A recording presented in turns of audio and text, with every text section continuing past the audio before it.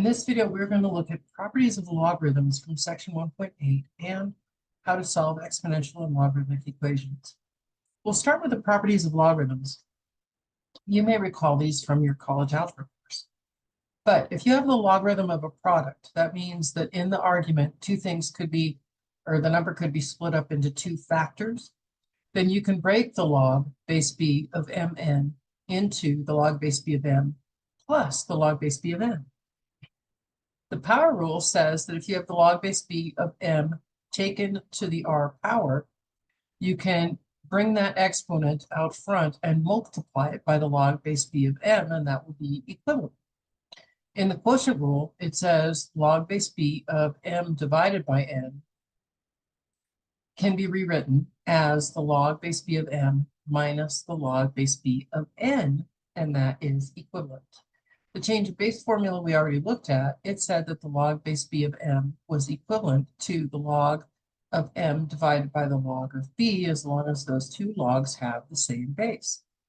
Other properties is if you have the log base b of b of x, that's just going to equal x.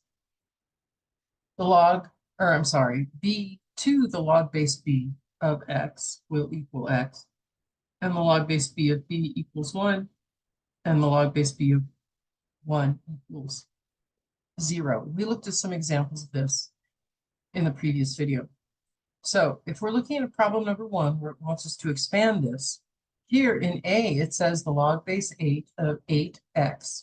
So the 8 and x are being multiplied, which is a product. We can split it up according to our rule as the log base 8 of 8 plus the log base 8 of x. That's all that product rule says. But here, the log base 8 of 8, that's going to equal 1. So this could be simplified to 1 plus the log base 8 of x. This whole thing just becomes a 1. On number 2, we have the log base a of a divided by x. That's going to be our quotient rule. So we can split that up by subtraction and write the log base a of a minus the log base a of x. Similar to above, the log base a of a is going to equal 1. So this is going to be 1 minus the log base a of x. In example C, we have log base 2 of x cubed. That is our power rule. So we can bring that exponent out front and rewrite this as 3 times the log base 2 of x. For our final problem here, we've got a combined situation. We've got the log base 5 of the cubed root of x z squared over y. So we're combining a lot of different properties here. First, I could rewrite this cubed root as the 1/3 power. So I can say this was the same as the 1/3 power, because we know how to treat a power. Power is the power rule. So we're going to bring that down in front. Now we also have these two being multiplied, which is our product rule. And then we have the division of the y expression. So this can be rewritten this way. We're going to take it in a couple steps. First, we're going to write the 1/3 part. So we'd write the 1/3 times the log base 5. And I'm going to go ahead and split this up with the division. We have the x, the quotient rule. So we have the xc squared, and we'll leave that the same. And then the y would be subtracted. So do it in parentheses here. The squared. And then it would be minus the log base 5 of y. So all I did was 2 steps at once. We brought this 1/3 out front using our power rule. And then we split this up to my numerator being xc squared, then minus the log base 5 of the denominator y. Now we can split this up because it's the product rule. We can use the power rule here also.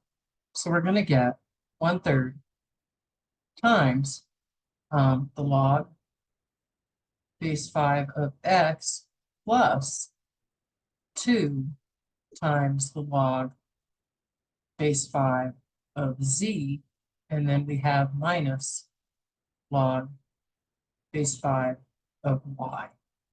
So that would be one way to expand it. We could also distribute this 1/3 if we wanted, and have 1/3 times the log base 5 of x. If you distribute the 1/3 to the 2 log base 5 of z, you're going to get 2/3. So plus 2/3 times the log base 5 of z. And then here we distribute the 1/3 to the minus log base 5 of y and have minus 1/3 times the log base 5 of y. All right, now we're going to look at problem number 2, where it wants us to write it as one logarithm. So we're going to be going in the other direction. In number 2, part A, we have the log base 2 of 9 plus the log base 2 of 15. Well, the plus indicates that we want to use the product. So this could be written as a single logarithm as the log base 2 of 9 times 15, or log base 2 of 135. Here we have a subtraction problem, so we can write this as a division. The subtraction means we're using the quotient rule. So this would be the log base 7 of 49 divided by 98. Now 49 divided by 98 is 1/2. So we wind up having the log base 7 of 1/2. Let's look at this last one. It looks like we have a couple of steps on part C, because we have the coefficient 2 times the log base 6 of 4, and the coefficient 3 times the log base 6 of 2. And we know by our power rule that these coefficients are going to become exponents. So I'm going to cheat and do that as a step right there. So what we have is the log base 6 of 4 squared plus the log base 6 of 2 cubed. Now this plus means we're using our product rule, so we're going to write them as a product with one logarithm. So we're going to write the log base 6 of 4 squared, which is 16, times 2 cubed, which is 8. And 16 times 8 is log base 6 of 128. And that is how we repose. Let's move on.